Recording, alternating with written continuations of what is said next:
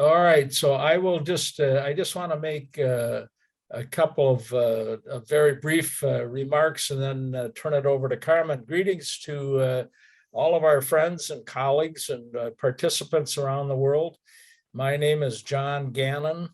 I'm in California, and I'm Executive Director of the Global Justice Resource Center. Our webinar director today is Carmen Hamadi from Lebanon. Carmen has been a tireless champion for justice during all of her career and a true champion of this project. She's been working diligently to organize the webinar as part of our international network of justice improvement organizations.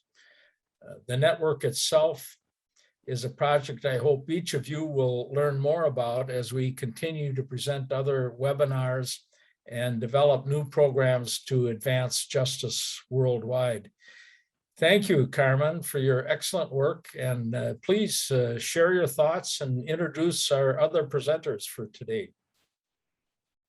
Thank you, Dr. Gannon, for the introduction. And thanks to everyone who has logged in. It's a pleasure to have everyone over here in one webinar. So today marks the second formal effort of the International Network of Justice Improvement Organizations. We're a network of people from over 20 countries around the world, all seeking to improve justice. And this is like a second of a series of webinars that we are planning ahead. And none of this honestly would have happened without the support of every member of that network. Throughout the webinar, of course, if you have any questions or comments to make, please feel free to add it in the chat box. We're going to try to cover as many questions as we can, and maybe towards the end, we will give you the option to unmute and share your thoughts. I wanted to point out one thing. Unfortunately, one of our key presenters, Dr. Aida Saif al-Dawla, will not be able to join us today. So we may be finishing a bit earlier, and we're also going to have a bit more time for questions and answers in the end. And I also wanted to mention that the network, International Network of Justice Improvement Organizations, is also working on a curriculum or certificate for basically for correctional justice. And this Correctional Psychology Certificate is going to be credit eligible, international in nature, and it's going to have a lot of practical tips, things that we probably would not be learning in typical psychology courses or social work courses. So if you're interested in knowing more about the certificate or to know more about future webinars that we're planning, please feel free to reach out. I'm going to be sharing our emails, Dr. John Gannon's and mine. You can feel free to email us. Now I'd like to give the floor to Ms. Suzanne Jabbour. She is the co-founder and chief executive officer of Restart Center for Rehabilitation of Victims of Violence and Torture. This is an NGO that has been established in Lebanon since 1996. Ms. Jabbour is also the president of the United Nations Subcommittee of Prevention of Torture, the SPT. For the last 3 decades, Lebanon and the region have been the focal point of her efforts in the fight against torture and the protections of persons deprived of their liberty. Her journey, which began as a clinical psychologist supporting victims of torture, soon grew into more targeted preventive approaches. In addition to her work at Restart, as an independent human rights activist, she has also served as the president of the International Rehabilitation Council for Torture Victims, IRCT, between 2012 and 2016. In 2013, she was awarded the North-South Prize from the Council of Europe for her exceptional commitment to human rights, democracy, and rule of law. Ms. Jabbour, the floor is yours. Thank you, Carmen. Hello, everyone. Allow me first to thank you the efforts of the 3 partners for organizing this webinar. And special thanks go to Ms. Carmen Hamadi for her dedication and hard work to make this webinar possible. I'm very pleased to be with you today and among those who dedicated their life for the fight against torture. Risk of torture and ill-treatment exists everywhere in any country at any time. At this moment, very moment, while I'm talking to you, somebody is being tortured. Somebody is silent about it. Somebody is allowing torture to happen. And somebody is not accountable for having committed the abhorrent, inhuman, and useless crime of torture. I will start my presentation with 4 questions. First, do states have an obligation to prevent torture? How is the prevention of torture defined? What are the key elements of ineffective torture intervention or strategy? How can the optional protocol to the Convention Against Torture contribute in the prevention of torture? Coming back to the first question, yes, torture prevention is a state's duty and obligations. No one shall be subjected to torture or to the cruel, inhuman, or degrading treatment or punishment. States Article 5 of the Universal Declaration of Human Rights, adopted by the United Nations General Assembly in 1948. The prohibition of torture is absolute and can never be justified in any circumstances. This prohibition is non-derogable, which means that the states not permitted to temporarily limit the prohibition on torture under any circumstance whatsoever, whether a state of war, internal political instability, or any other public emergency, or the fight against terrorism. Considering the particular importance placed on the prohibition of torture, the traditional obligation of states to respect, to protect, and to fulfill human rights, complemented by a further obligation to prevent torture and other forms of ill-treatment. States are required to take positive measures to prevent its occurrence. The United Nations Convention Against Torture also placed an explicit obligation on states parties to prevent torture and other forms of ill-treatment. According to Article 2.1, each state party shall take effective legislative, administrative, judicial, and other measures to prevent the act of torture in any territory under its jurisdiction. While Article 16 of the CAT, Convention Against Torture, requires that each state party shall undertake to prevent other acts of cruel, inhuman, or degrading treatment or punishment. Its optional protocol to the Convention Against Torture sets out a mechanism to assist the state parties to meet these obligations by establishing a system of regular visits to places of detention by independent international and national bodies. I will talk later in detail about how the OPCAT contribute in the prevention of torture. Answering the question number 2, how is prevention torture is defined? In the fight against torture, it is important to distinguish between 2 different forms of prevention. The first one is direct prevention, aimed to prevent torture from occurring by reducing the risk factors and eliminating possible causes. This intervention happens before torture takes place through education, awareness, training, and regular monitoring of places of detention. It's a long-term aim. The second is indirect prevention. Takes place once cases of torture or ill-treatment have already occurred and is focused on avoiding the repetition of such acts through investigations and documentation of past cases, My colleague Chaplain will talk about that when she addressed the issues related to Istanbul Protocol. Okay, denunciation, legislation, prosecution, sanctions of the perpetrators, as well as reparation for victims. Indirect prevention aims to convince potential torturers that the cost of torturing are greater than any possible benefits. What are the key elements of ineffective torture intervention or strategy? First, ratifying relevant international human rights treaties or conventions. Second, integrating the Human Rights Convention into the national law.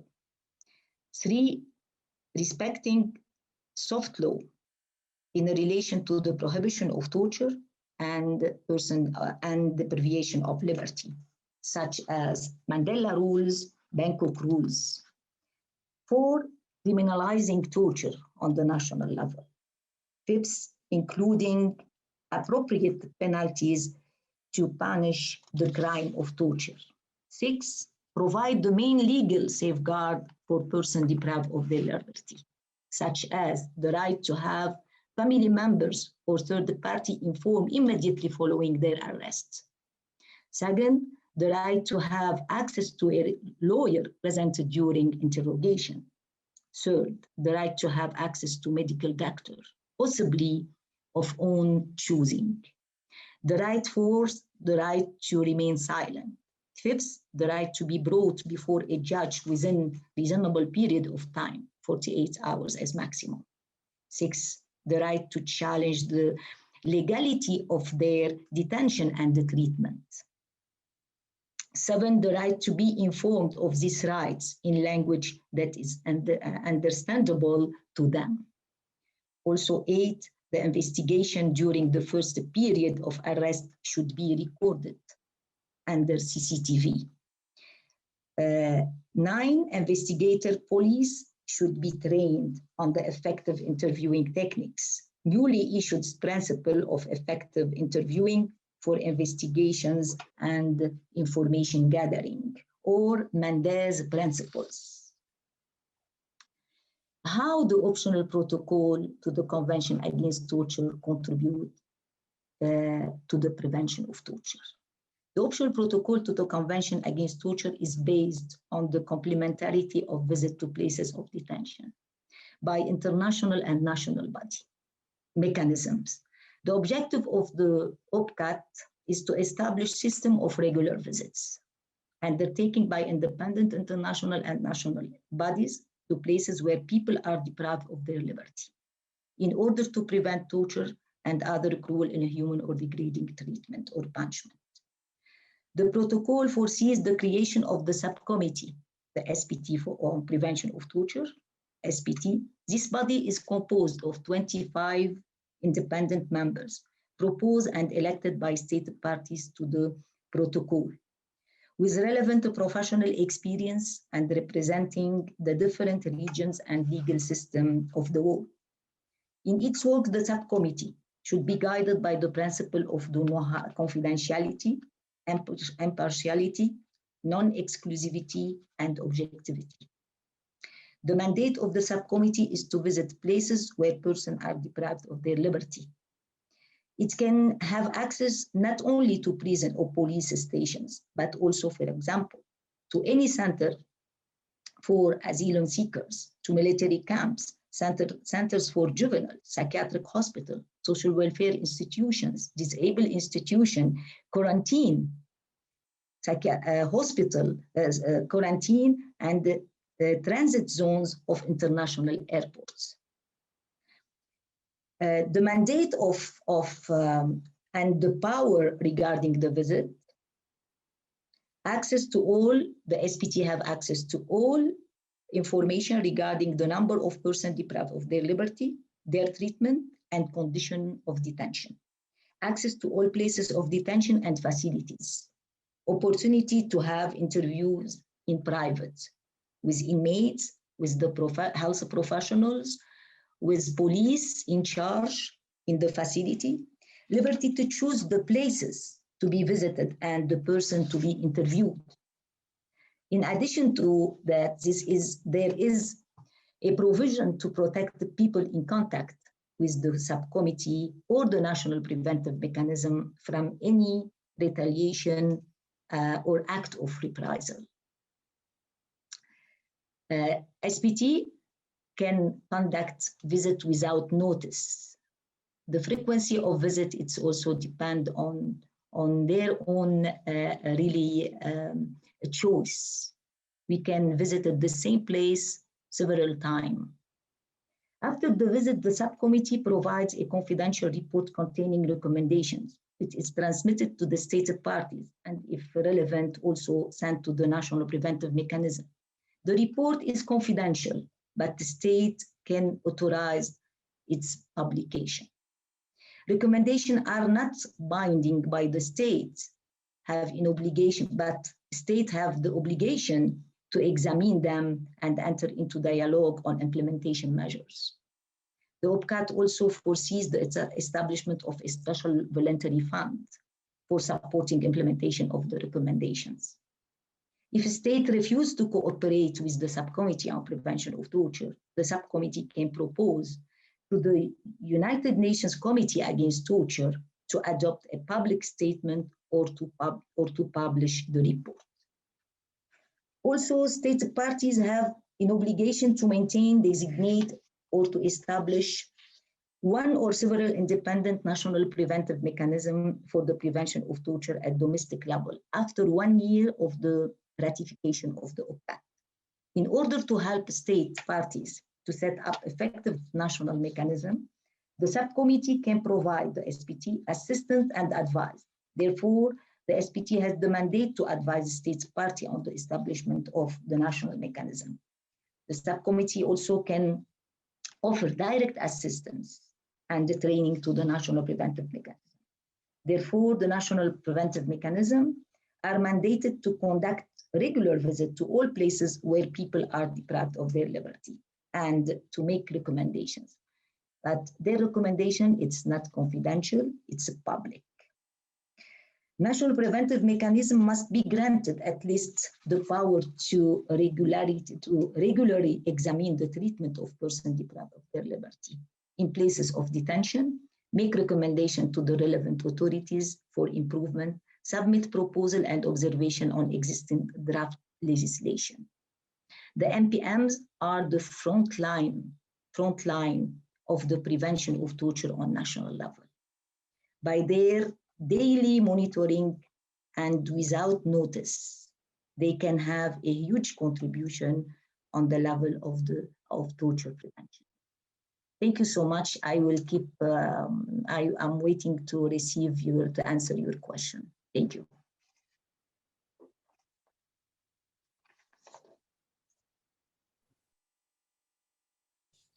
Thank you, Ms. Suzanne, for this wonderful presentation. If anyone has questions, we can answer them towards the end of the webinar. So please feel free to write them in the chat box. Now I'm going to pass the floor to our second key speaker, Dr. Shibnem Kurur Finkansi. I'm sorry if I'm not pronouncing it correct. She is a globally renowned forensic physician. She's a founding member of the Society of Forensic Medicine Specialists and served as the society's chairperson from 1993 to 1999. She is also a founding member of the Turkish Criminal Law Association. She has been a co-founder and served as the chairperson of the Human Rights Foundation of Turkey in 2009 to 2020, and was elected as a president of the Turkish Medical Association in 2020 for 2 years. She is a member of PHR Advisory Council and the IRCT Research Advisory Group. Dr. Shibnem has been also teaching at the university. She was a professor for several years, and she has co-authored more than 10 books and hundreds of articles on forensic medicine and writes a weekly column in a newspaper. She has received several awards for her humanitarian work. She has also been announced recently as the Person of the Year 2020 by Ahval News. Dr. Shubnam, I'm going to pass the floor to you. Thank you very much, dear Carmen, and thank you very much also for your kind invitation and organizing this meeting. Of course, it would be very nice to meet in person, but due to the pandemic, of course, we are limited on the screens nowadays. However, it is an opportunity and a privilege for me to meet you on the screen, and hopefully we will meet in person soon. Of course,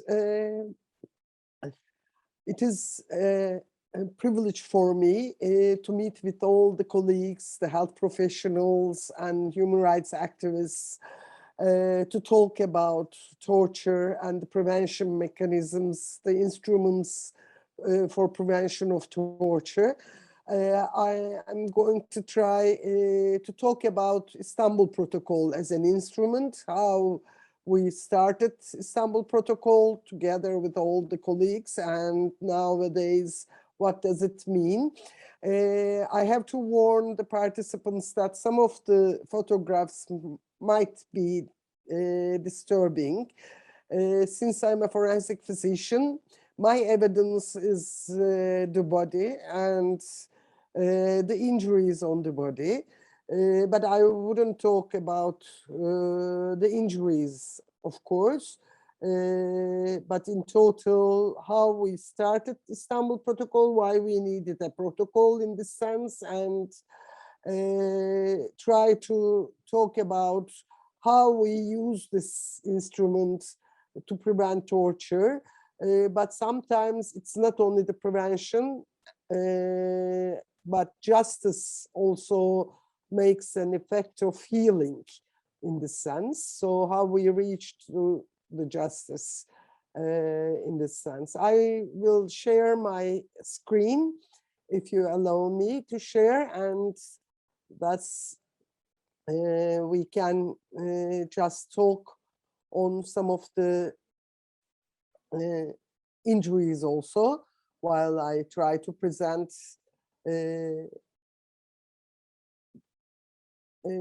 yes, as I have mentioned, it is the Istanbul Protocol, a UN document that we have started. And if you ask why we needed a protocol, I usually use this photograph, which is so symbolic in this sense, because this vehicle is neither a truck or a horse cart or an oxen cart, but in between. So there is no standardization in this sense, but it helps, of course, even though we don't have a standard document, instrument, it helps to work on the fields in many times. But if we have a standard document, standard rules to implement on the field, then it would be much better when we think about the practice and the standardization of the practice. So, of course, we call this a truck, and there are some standards to produce a truck in this way.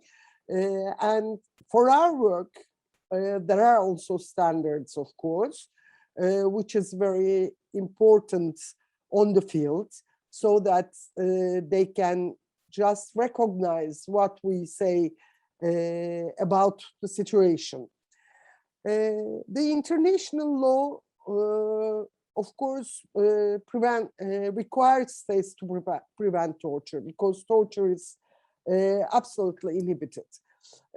But in order to investigate allegations of torture effectively and to punish those responsible, so for accountability, and to provide victims adequate reparation, compensation, and rehabilitation, Istanbul Protocol is just a manual on how to do these effectively and in a standard way, so that all of these states can recognize what we just say about torture. How did it start? Of course, it is a starting point is a case in Turkey. And we had just used another protocol, Minnesota Protocol, a kind of autopsy protocol, again a UN document, for explaining the situation in this case, whereas this case was detained in a police station and allegedly tortured, afterwards being hospitalized, but unfortunately died. Afterwards, the autopsy was performed by a veterinary pathologist, not a medical doctor, but a veterinary pathologist, because there is no standardization. And the veterinary pathologist indicated that there were no injuries at all. So even with this unfortunately very low resolution photograph, you can notice some of the injuries over the body. So there are several other cases, live cases, survivors, torture survivors, who have been examined again in the hospitals, in emergency departments, and found physically fit without an examination at all. This document you see on the screen is a document of the police department, and the medical doctor took notes just underneath. So it is the same police document and the medical doctor's document together without any standards at all.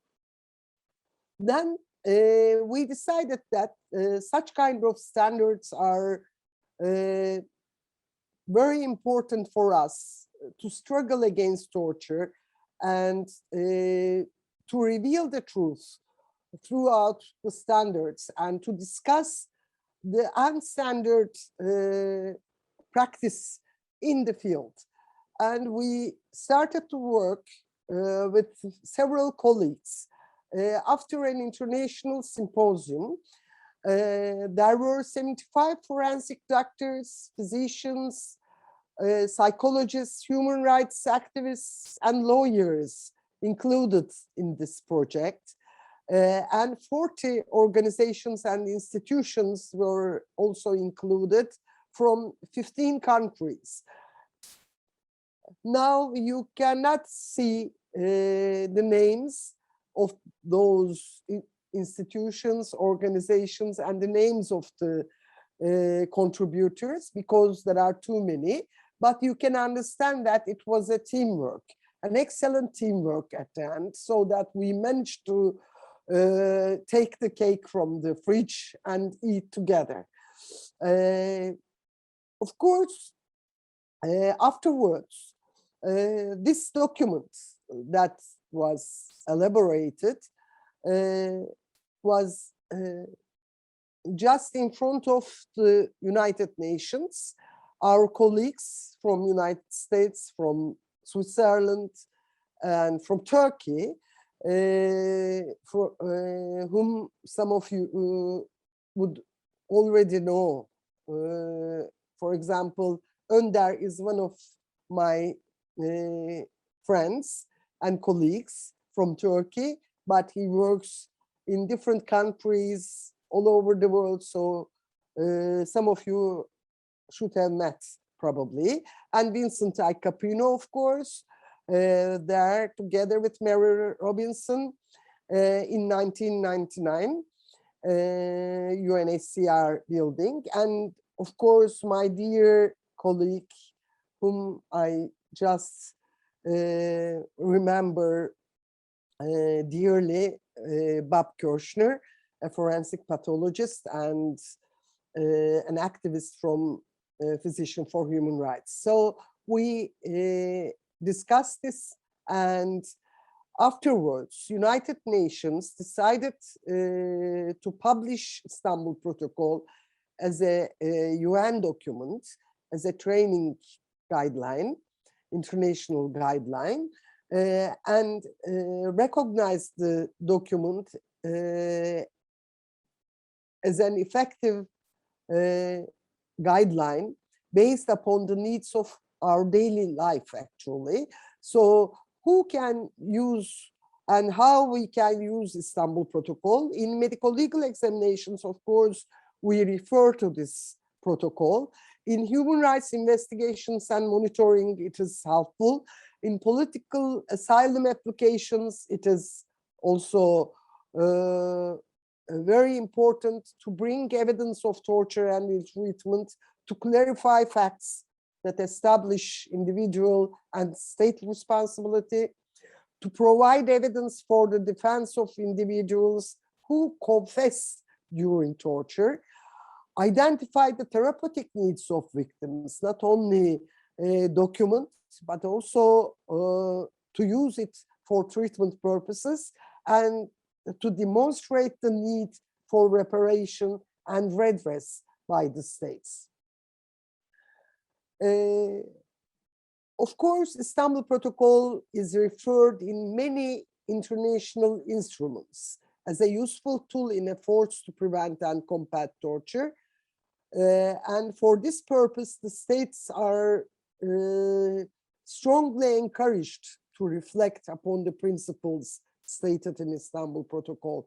And all of the investigations into allegations of torture or ill treatment shall be conducted promptly, impartially, and effectively, guided by the Istanbul Protocol according to these instruments. The states also should establish and operate effective domestic procedures in accordance with the Istanbul Protocol, and consider the trainings for police, prison staff, medical personnel, judicial personnel, and immigration personnel. As Suzanne had already mentioned, when training these people, Istanbul Protocol is a guideline for them to standardize their practice on the field. So one of the recent documents, whereas Istanbul Protocol is referred, is Nelson Mandela rules, the standard minimum rules for the treatment of prisoners.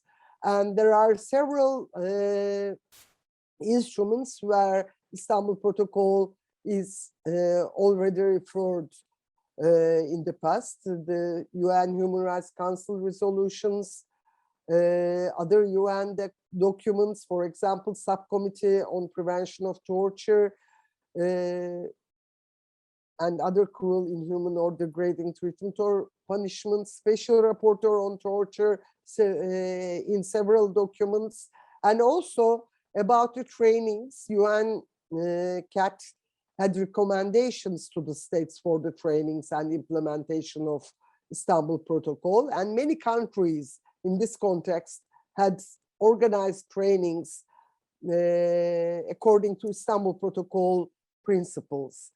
And within the regional bodies also, Istanbul Protocol is again referred, and one of the European documents, for example, European Union Asylum Procedure Directive, directly refers Istanbul Protocol for this asylum process. And in the resolution of the African Commission on Human and People's Rights, again, referred to Istanbul Protocol. Inter-American Commission on Human Rights referred Istanbul Protocol, and the judgments of human rights courts in several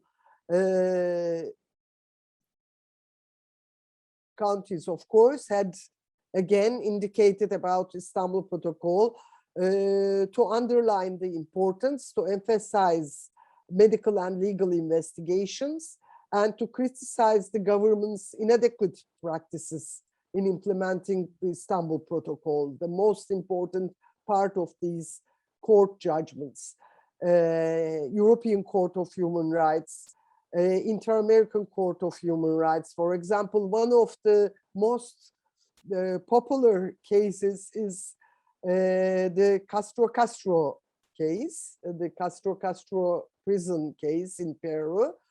But when we consider Istanbul Protocol in this sense, we might just think about only the legal issues. And it is being a legal document. But Istanbul Protocol is also a health professionals guideline, because although the legal professionals usually claim that torture is a legal definition, it is also a medical diagnostic process, a medical diagnosis. And the World Health Organization's standard classification of diseases indicates that torture should be a diagnostic process, a diagnosis according to the classification. It is not only a legal definition, but a health professionals document as well. Because mostly the health professionals and the primary caregivers, mostly the primary caregivers are the first contacts as the gatekeepers to recognize these victims, to initiate or refer for treatment in specialized centers, because a primary caregiver might not be able to treat these people because of their certain and some specialized needs. But anyhow, they are the gatekeepers to recognize, and we have to keep in mind that the primary caregivers might be health professionals, but also might be human rights activists as well, to refer these people for their health consequences. But the main problem with the torture survivors is the nature of injuries. Injuries heal, thankfully, of course, but due to this healing effect, sometimes we are unable to find any evidence on the body. So it is not easy just to notice the injuries, but we have to have a holistic approach, not only the physical examination, but the psychological evaluation is also the crucial part of an evaluation, a medical assessment. A health professional should consider this. And also, a health professional should know about the healing effect and to just compare injuries during the healing process. For example, in this case, there are burn marks on the body, on the rear part of the body. And after the healing process, as you can see, there is the hyperpigmentation of the injuries. However, in the beginning, an unexperienced health professional didn't consider these as burn marks, because the health professional considered the injuries as too dark to be burn marks. Although we know that particularly high pigmented skins might have such kind of hyperpigmentations that we are not used to if we don't meet with such kind of cases in our everyday life.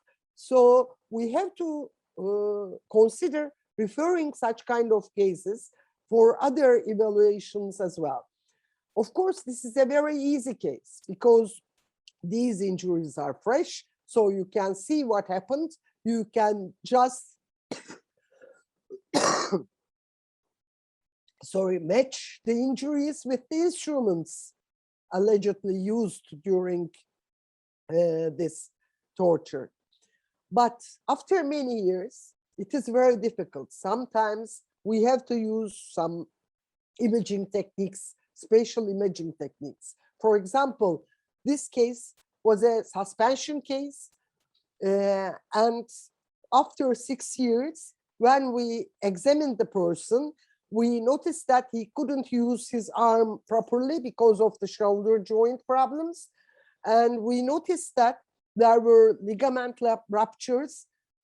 And due to the ligament ruptures, the arm bone had mobilized in the shoulder joint and hit on the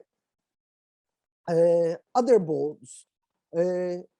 Then we can see the indentation, as you see here, which might take place in several years. There is the defect of the bone, which would take time to occur in this case. So we have to use some imaging techniques to recognize the situation in this case. Another diagnostic test, for example, the bone scanning systems. Bone scanning can just have an indication for injuries, but also for timing as well. We can follow the wound healing process throughout the scanning. So it is very important to use all kind of instruments for such kind of torture allegations to reveal the truth. There are many new definitions nowadays. For example, hooding is used for interrogation purposes, and the states claim that this is a legal process for safety of the personnel, the security personnel. But hooding is itself a kind of torture method, and we had several other issues also. Waterboarding was claimed to be an interrogation method and being supported in the parliaments, sometimes discussed by the parliament members. Hypnosis is another way of interrogation methods, claimed as an interrogation method. We already know very well that psychiatric measures, psychological measures are abused for such purposes. And also there are some medical examinations, for example, forced medical examinations, virginity examinations, homosexuality assessments. And in this kind of medical examinations, the physicians are forced to examine the person, and the person is forced to be examined, which means that it might amount to torture in many cases. So, in several occasions and these kind of definitions, independent international forensic expert group had statements which discussed these occasions being torture methods itself. So what medical evidence can do? We have to keep in mind that it might demonstrate injuries or other clinical findings recorded in the alleged survivor are either consistent with the torture described. So it is very important to use these kind of evidences and try to collect these evidences in this way. Sometimes we can just compare the injury together with the instrument which allegedly caused this injury. We can just find the evidence on the street sometimes. And all of us very well know about usage of riot control agents and tear gas canisters just on the streets, 2-minute tear gas canisters all over the streets during a demonstration. So if we just notice the injury and find a tear gas canister, as you can see here, then you can match the injury with this evidence and talk about the situation and discuss the injury caused by such kind of excessive force of police, which might amount to torture in many cases. So when we interpret the medical findings, we state our opinion about the consistency between all sources of evidences.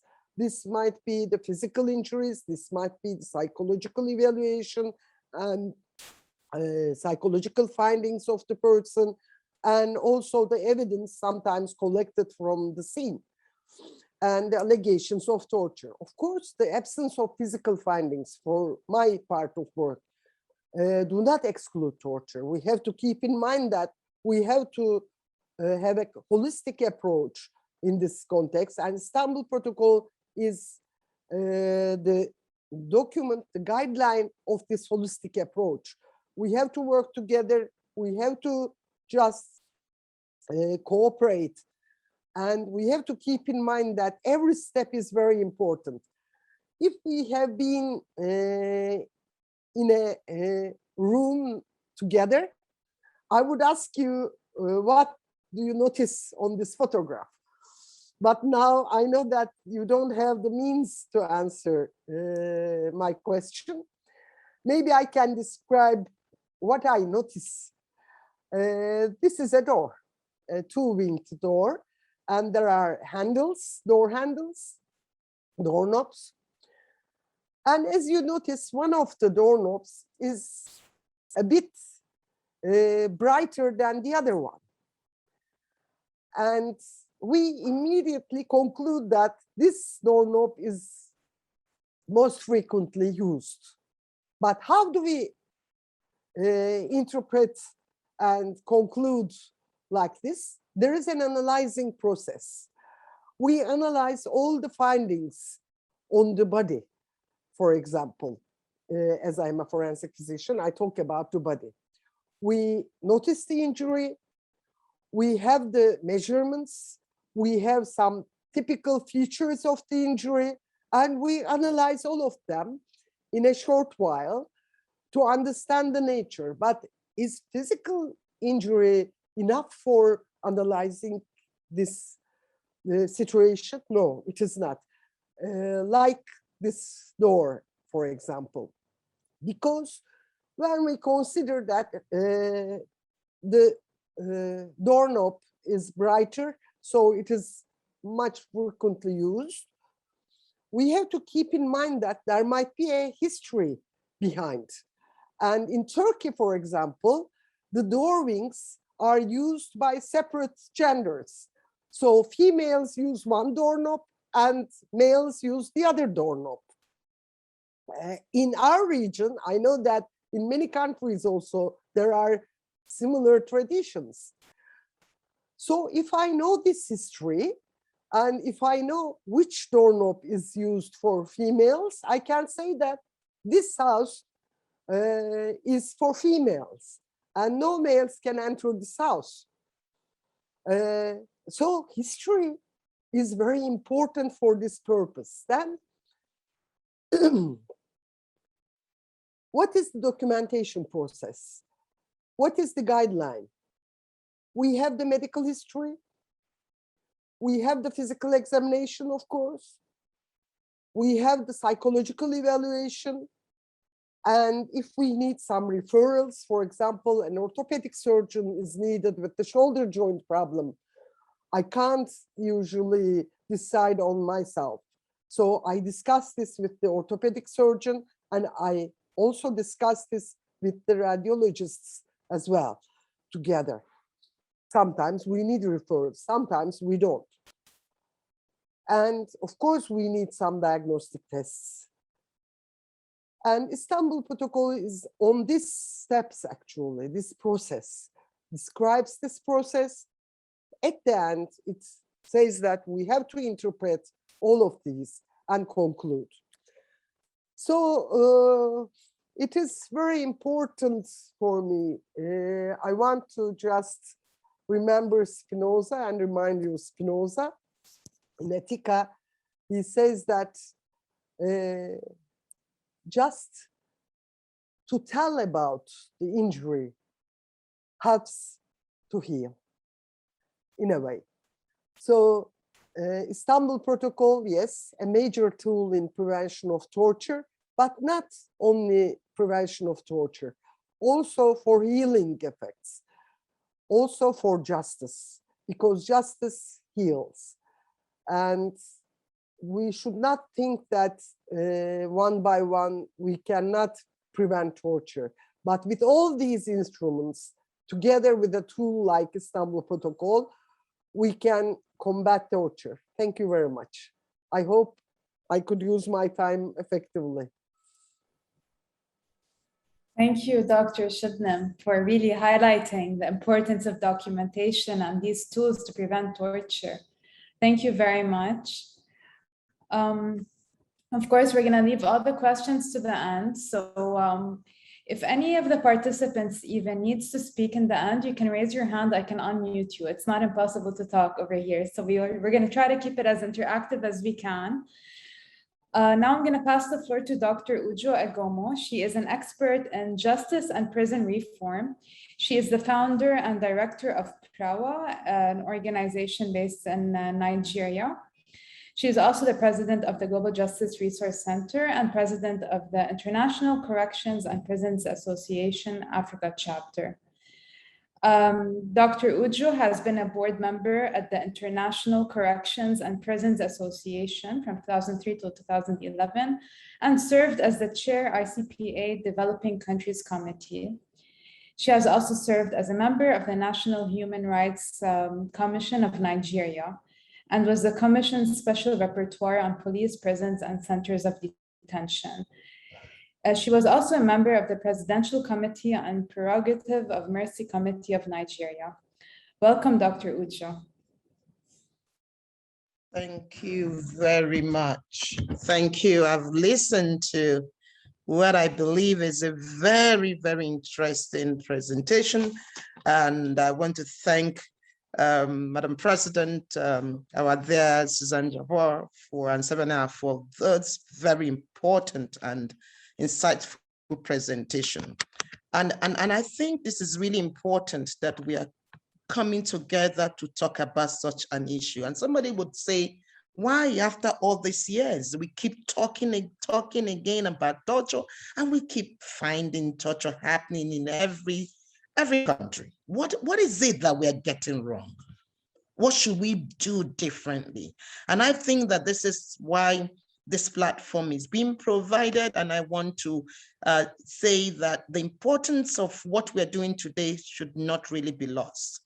Global Justice Resource Center believes that there are many bright lights across different continents that are doing things, but we need to, connect together. We need to hold our hands together. Sometimes it can be very depressing, and I tell you, it can be very depressing. Many times you look at countries and some people are telling you, if X country is doing it, then why are you talking to us? Why are you not allowing us to continue? Because indeed, everybody's violating this, everybody's doing this. And it's important because when we look at even the, successes that we've made across the years, look at the enormous mechanisms and instruments that have been developed, not only at the global level. We have the United Nations Convention Against Torture, Cruel, Inhuman, and Degrading Treatment and Punishment. We have the instrument, and many countries have signed, they have ratified. They did not only sign and ratify the United Nations Convention Against Torture, they have also signed and ratified the optional protocol to the to the convention. And that's not at all. We've heard from Madam Suzanne Jabor about the wonderful work that the SPT is doing, which is the Subcommittee Against Torture. We also know that there is the Committee Against Torture itself. And by the way, let me just give you an example. I am from Nigeria. Over 20 years ago, my country signed the instrument. Till date, my country, Nigeria, has not yet submitted one report, 20 years after.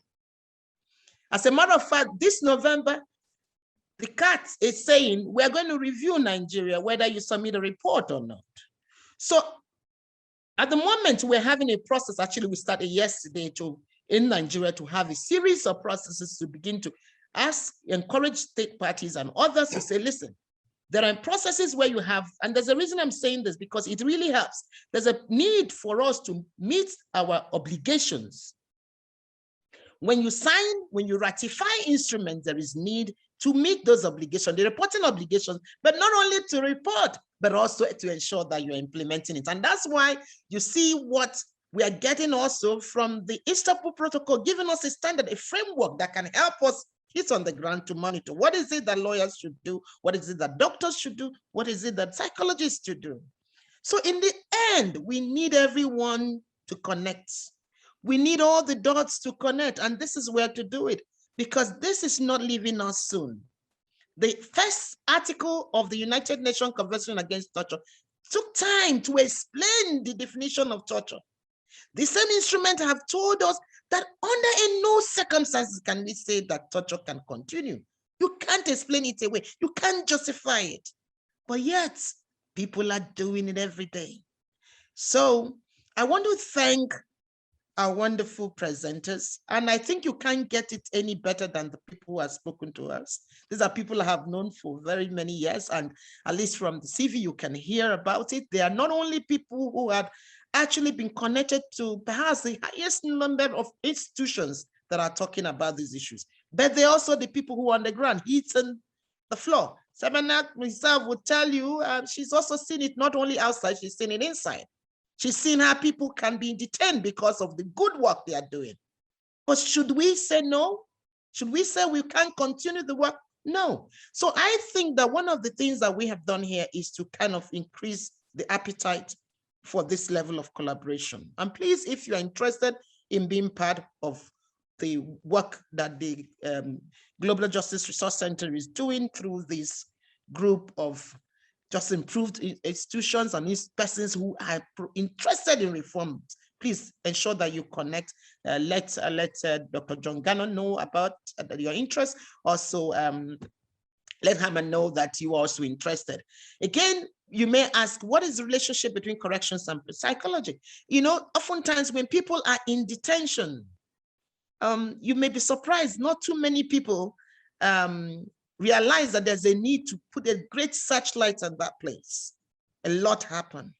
And today we are connecting ourselves together and say, yes, let's encourage each other. Let's share lessons. Let's pick it up and let's make it work.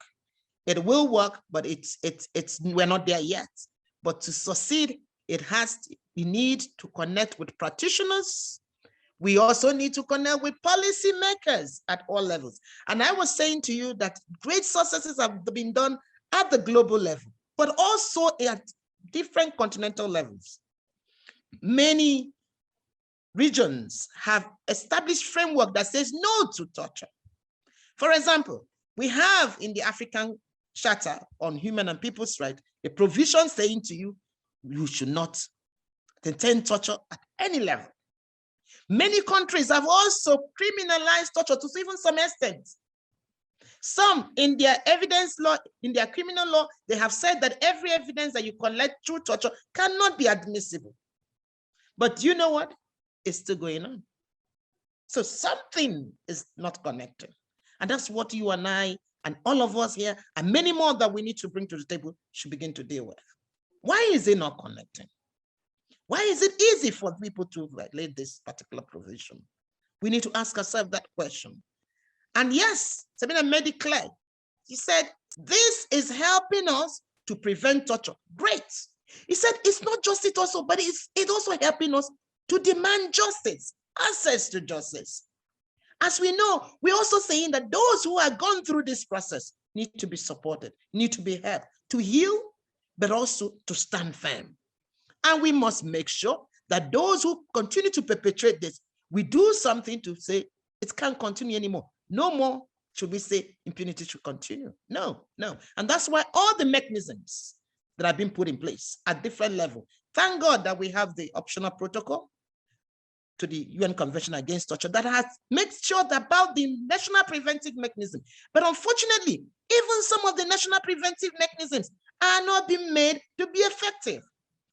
Even in sometimes in the appointment of those who should be members of the committees or different mechanisms are not following the provisions as we see it in the UPCAT. They don't have in the right professionals. They are not independent. They are not funded well. That becomes an issue. But so if the national mechanisms have failed, how do we then ensure that we activate the sub-regional and regional mechanisms? And how do we ensure that we connect with the global mechanisms and make this work? No matter what, we must try to find ways of connecting the gap. So what I've just done is just to say thank you to all of us, but also to say, yes, it's a journey that has been long coming, but let's not lose hope. Let's not lose hope. There's a lot of work that organizations have done. The International Rehabilitation Council for Torture Victims have done enormous work. We have had programs by members of the IRCT and others, enormous work. We have had organizations working on the preventive angle. We have the likes of the OMCT, which is the World Organization Against Torture. We have had APT, which is the Association Against for the Prevention of Torture. We have a lot of organizations like Restart in Lebanon and so many others. And we're not going to stop.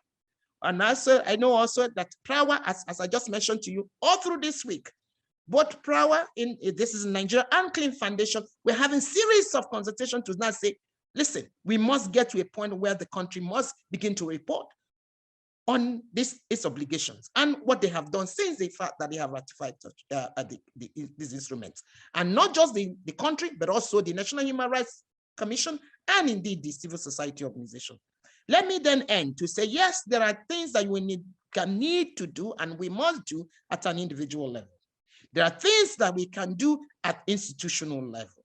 And there are things that we must make sure that governments, different countries are made to do, and also being supported by both regional mechanisms and global mechanisms to make us go a little bit closer to what our goals are. Thank you for listening to the call to come and present, and thank you for those who have found time to come and listen to these very wonderful presentations that we have heard this afternoon, depending on where you're coming from, but where I am, it is afternoon. But please, this is still work in progress. We're not there yet. So please find time to join us and connect, and that you can see that Dr. Gano have also indicated his contact on the chat. Look at the contact, and please let's know that you are interested in this.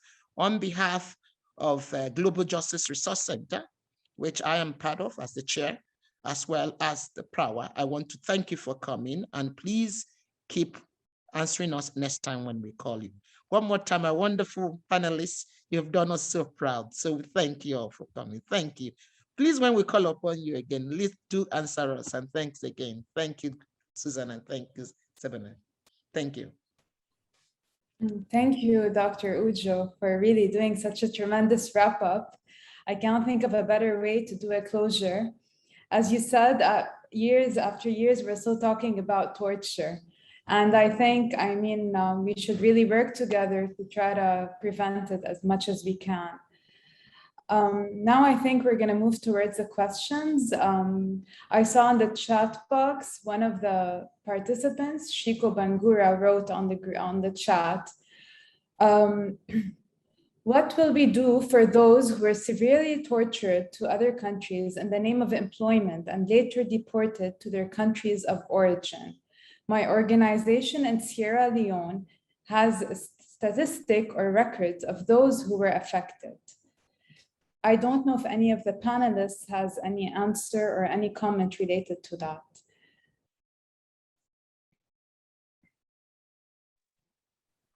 If you, I don't know, Sheblan, you want to say something, or I don't think there is a direct answer to this question, because we are all in this dilemma. We have the cases, we have the evidence, and we have the statistic, and the state do not abide by the law. There is a need, in my opinion, to continue put pressure, lobby for that, try to unify our efforts as civil society first, and as also national and international mechanism to really for one day, I don't know when will be this day, but to really to give the right to people do not be tortured and do not be deported also. This is what I can say, but it's a big problem, not in one country. It's in the majority of the country around the world. Yeah.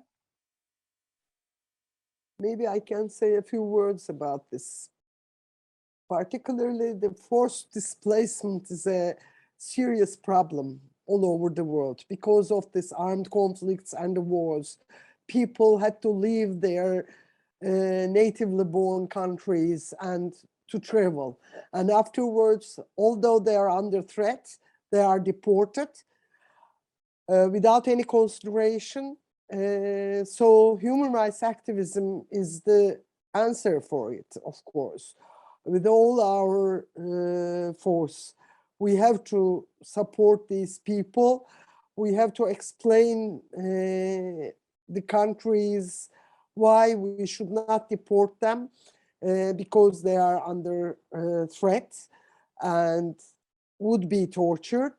And also for all professionals, the legal professionals, health professionals, we have responsibilities as human beings to support these people, not only in psychological way, but or social means, but with all our professional knowledge as well. I want to just tell about a story of a young boy. He was just referred to our department for age determination because he was considered as being over 18. So since he's not a child, he should be deported to the country. But when we examined for age determination, it is the holistic approach. We noticed that he was tortured.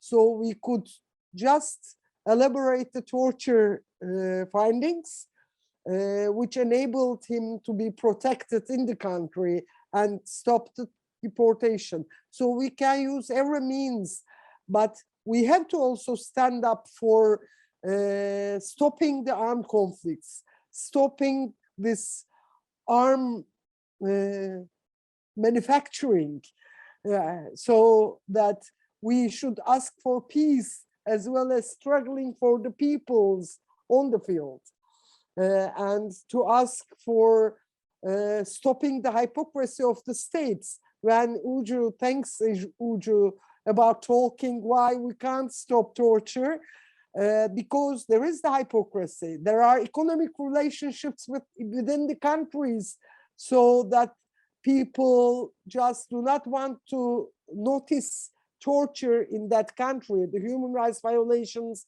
in that country, or the NPM, which doesn't work, for example, although we try to explain why these NPMs do not work in such countries like ourselves. Thank you. Thank you, Dr. Shabnam and Ms. Jabour, for your answers. I hope this answers your question. And I have one more question over here. How can we train our doctor or forensic doctor to be equipped with the Istanbul Protocol? I don't know, Dr. Shabnam, if you have an answer to that, how to train a forensic doctor on the Istanbul Protocol. Of course, it is very important to include Istanbul Protocol to the legal and medical schools curricula. That is the most important part. But beforehand, we know that, for example, in law schools, we know that there are international law studies, so they already know about Istanbul Protocol. Istanbul Protocol is nothing derived from space. It is just included in our curricula already, but we don't consider them as important documents or guidelines.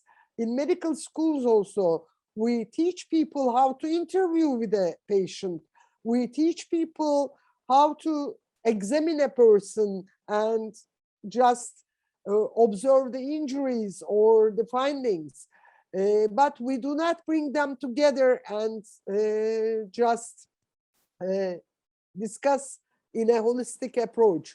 So maybe both including in curricula the special subject of torture as a diagnostic method or torture as a legal situation to combat would be helpful. They can use their own resources actually, but we can just provide them all kind of documents to have. Thank you, Dr. Shubnam. I saw somebody has raised his hand, but removed the raising hand option. So if you want to say something as a participant, please, you can raise your hand. I can unmute you if you have any comments to share.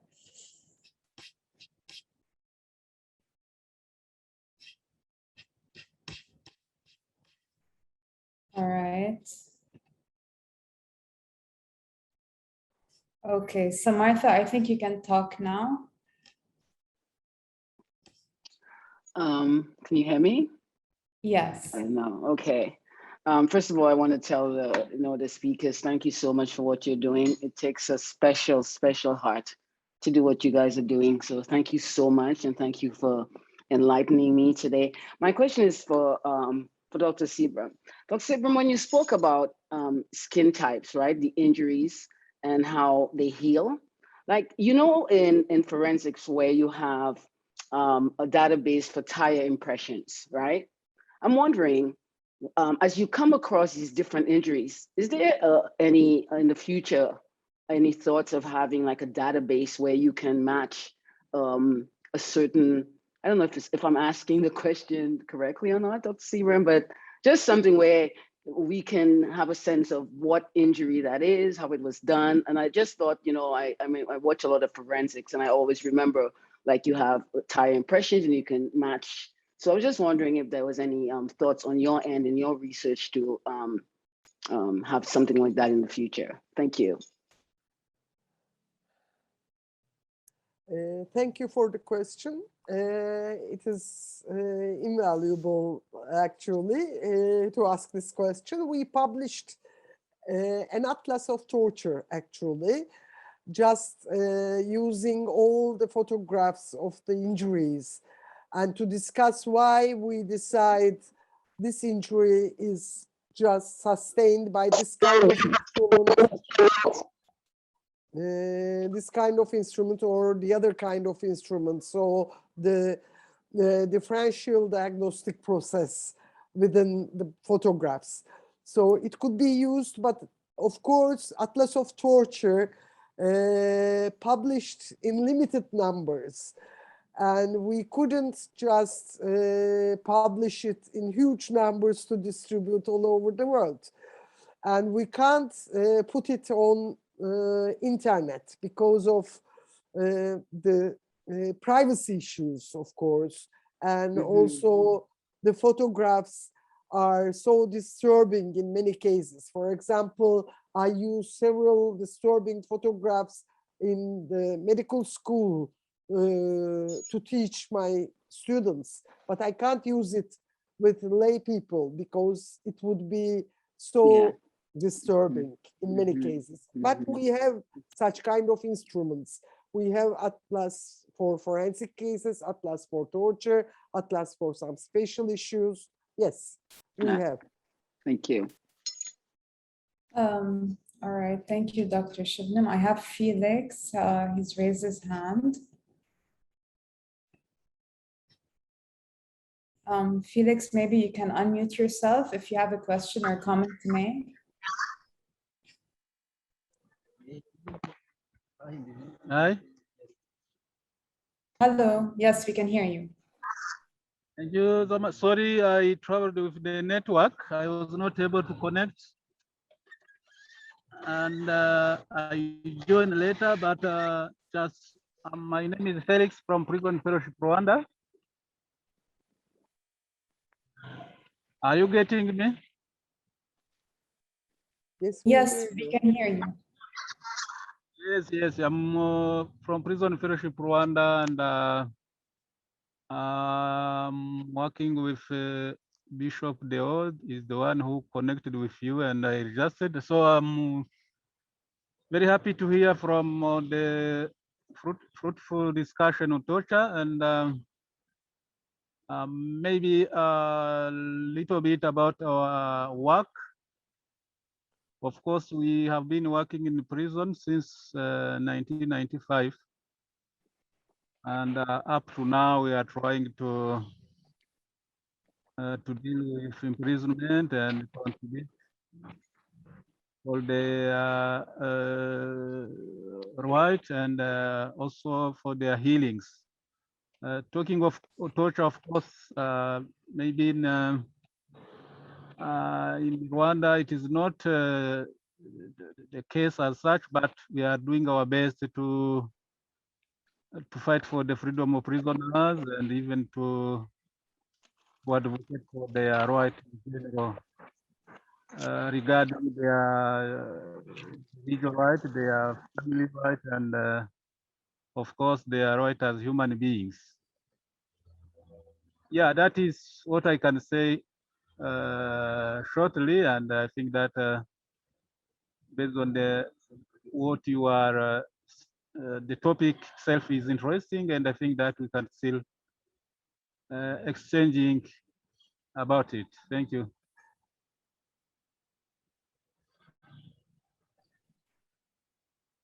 Thank you, Felix, for your comment.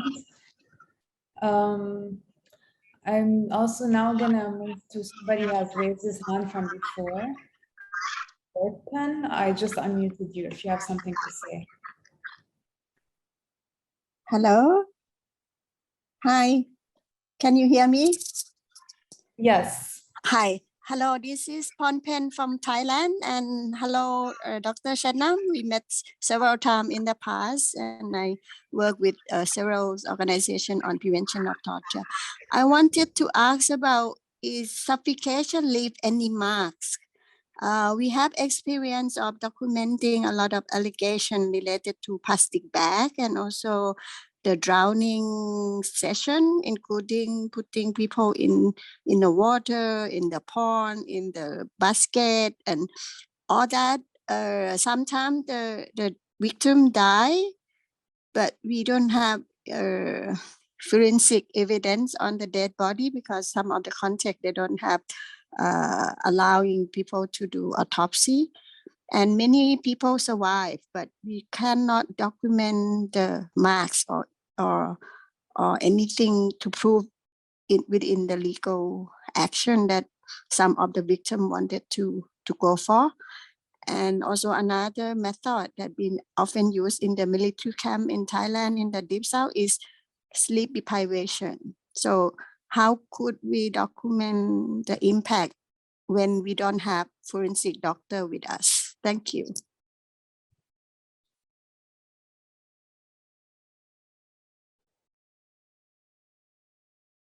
Do you want me to talk about it?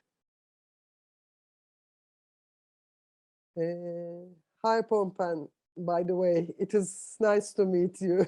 When I see your photograph, I could notice, of course, that we have met several times.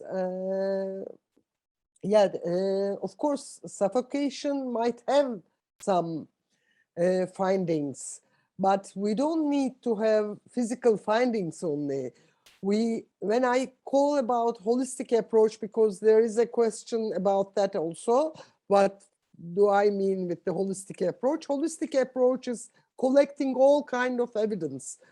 And this means that we have the physical findings, physical examination, and also psychological evaluation. With such kind of a suffocation experience, the person would be affected, and we can have some psychological evidence which would indicate about the fear of dying, for example, which would be a traumatic experience for this person and could be related to such kind of torture. But of course, with suffocation, we can have several physical findings as well. We can have findings on the skin, for example, some tiny bleedings on the skin and in the eyes, and also we can have some bleedings in the lungs, which we could just display through the radiological imaging techniques. So yes, we can have physical findings, but even without physical findings, we can have psychological findings. So when I said that the absence of physical evidence doesn't mean that we should exclude torture in such kind of cases. Thank you, Dr. Thank Shibna. you. We have a question similar to the previous question. I think now we're moving a bit towards the psychological aspect of torture. What is being done to investigate and report psychological torture, as it is not as visible as physical torture? I mean, if any of you has an answer to that, and if any of the participants has a comment to that, you can also raise your hand.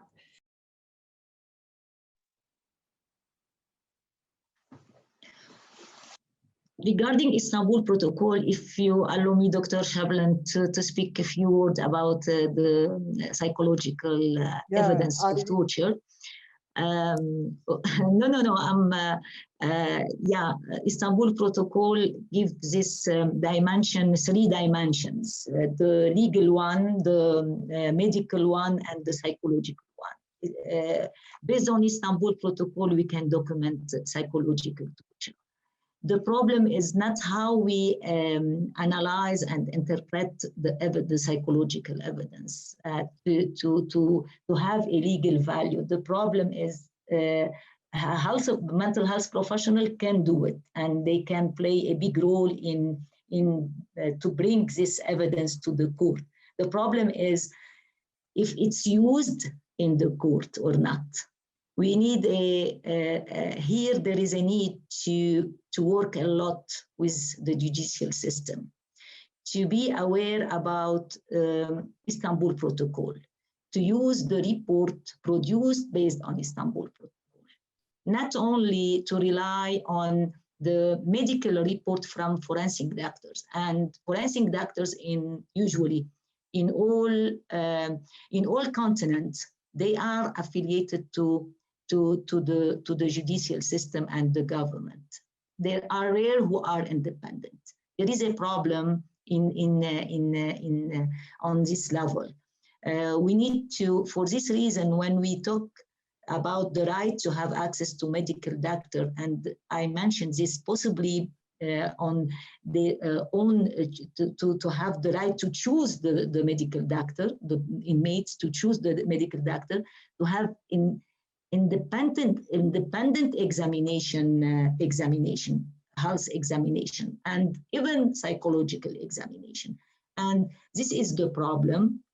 Here is the problem, not only to the problem in documenting the torture, to have the evidence, also to use this evidence in the court when is produced based on Istanbul Protocol. Yeah, judiciary is the most important part of this situation because they never consider psychological evidence as evidence, although we know that it is the only evidence in many cases and a very valuable one. Dr. Sana is us, and she's working on documenting the psychological evidence, and she's dealing on daily basis with this based in our forensic and psychological unit established with the close cooperation with the Ministry of Justice. It's a tool used to document cases, to document torture in the first period during the first period of arrest, and where torture evidence still there. I don't think I'm asking Sana, Dr. Sana, if can say something about this. Thank you, Susie, for mentioning this. Yes, sure, I can say something about this issue. I'm very happy to hear all of you. I'm very happy to hear you, Shabnam, because also I have learned a lot from you during our training together. And as you have mentioned, the absence of finding can't exclude torture for sure. That's why each evaluation of victim of torture survivor must include psychological assessment. Why? Because psychological assessment can provide significant evidence of the occurrence of abuse. I don't know, all psychologists at Restart know that all methods of torture include elements of psychological torture. And Shabnam, during upon your experience and your forensic examination, you know, and everybody maybe who work with victims of torture know that physical torture is often practiced without leaving physical traces. Always the torturer have a lot of creativity when torturing people. Sorry for using creativity, it's a positive word, but sometimes we use it in negative for a negative impact. That's why physical torture may leave unspecified or short-term effects that may disappear over time, while the effects of psychological torture are often long-term. That's why we cannot say, even if you don't find something like like PTSD, we cannot say that this person is not exposed to torture. We have to see all together. We have to see the story, the finding, the psychological finding, the forensic finding, all these things together, and see and look about consistency.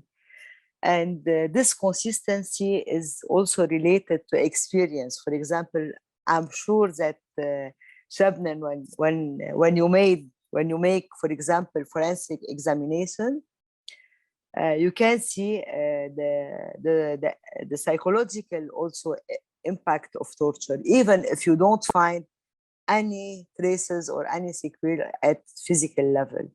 This is also related to experience, and we should, to know about this issue, we should read the Istanbul Protocol psychological interview and evidence, not one time, many times. And each time when we document torture, we should reread this chapter, because it's very important to know about this issue. I don't know if I answered the question.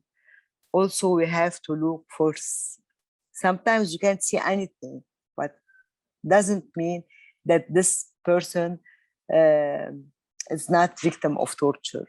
It's related to our experience when documenting torture.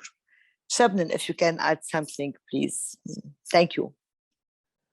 What can I add, Sana? We have worked together for a long time now. So you told about all the issues. Yes, and also when we examine the person, interview is a part of our examination. While we interview, we notice several changes of behavior, which indicate the psychological effect of torture. And Sana is just working with such cases for many years now. So thank you very much, Sana, for the contribution. Thank you, Dr. Sana, for really shedding light on how important psychological evidence is for torture. There are two more people raising their hands, but I'm going to ask you please to be brief, because I think we're surpassing the time. Shiko, I'm going to unmute you. You can speak.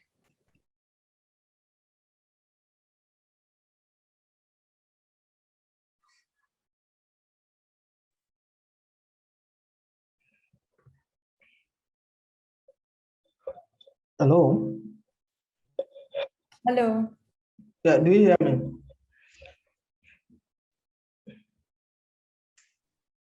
Shiko, we can hear you. Do you have a question you wanted to share? Your hand was raised.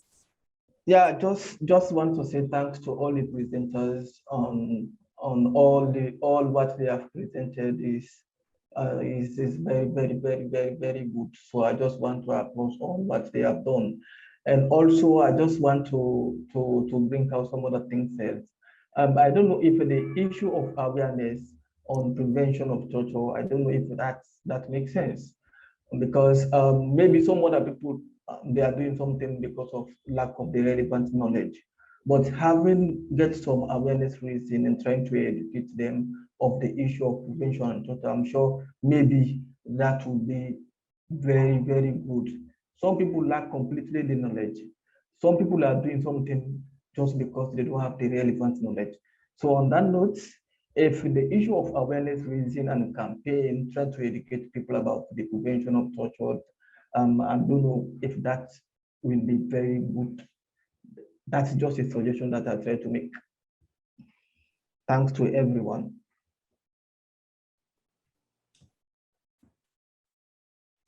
Thank you, Shiko, for your proposition. If you have any ideas you would like to share, you can also email us. Maybe we can look further into them. Oh, that's fine. All right. Roy, we're gonna unmute you. I think you're gonna ask the final question or give the final comment before we wrap up. Hello, everyone. I just wanted to make a quick comment, say thank you very much. This has been very enlightening, especially since I work in Restart, and we're witnessing a lot of vulnerabilities, especially with victims of torture. And I understand how important it is to shed light and discuss this, not just on a regional basis, but also on a global basis. So I just wanted to say thank you very much for this very helpful and very much needed communication. I look forward to future webinars. Thank you. Thank you, Roy. Dr. Gannon, Dr. Shebnem, Ms. Jabour, do you have any final words to say? One word, that keep in mind that prohibition of torture is a state responsibility, and the civil society play a crucial role in lobbying and advocating for the prevention of torture and the prohibition of torture. And in the monitoring also, even if we have MPM established within the country, any country, state, with the optional protocol, or the optional protocol, we should play our role to monitor the work of the MPM, the effectiveness of the MPM, and to be in contact with the international treaty bodies, not only to work on the national level. Prohibition of torture is a shared responsibility. We should all be engaged. Thank you so much. I'd just like to take a moment to thank all of the panelists and to really commend the excellent work, not only that you're doing in the field, but that you did in the webinar today. And I encourage any of the participants, if you are more interested in this topic, please feel free to contact Carmen or me. And in addition, if you have any continuing interest in the development of new justice improvement strategies around the globe, I hope that you'll email me. I put my email in the chat earlier, and contact me, and I will be very pleased to follow up with you. Carmen, you just did a wonderful job today, and I thank you very much. Thank you. Thanks a lot. Maybe I have to say a few words. First of all, thank you for organization, and thanks to all the attendees to be together and discuss and have their comments, raise their comments throughout. I want to quote one of my colleagues from 1800s, Virchow, a pathologist, says that health professionals are natural advocates of suffering people. So health professionals are natural born human rights activists. They have to feel like that. And if we just remind the states their responsibilities as all professionals, legal professionals, health professionals, citizens, we have to keep in mind that we have to be advocates of all suffering people. Thank you very much.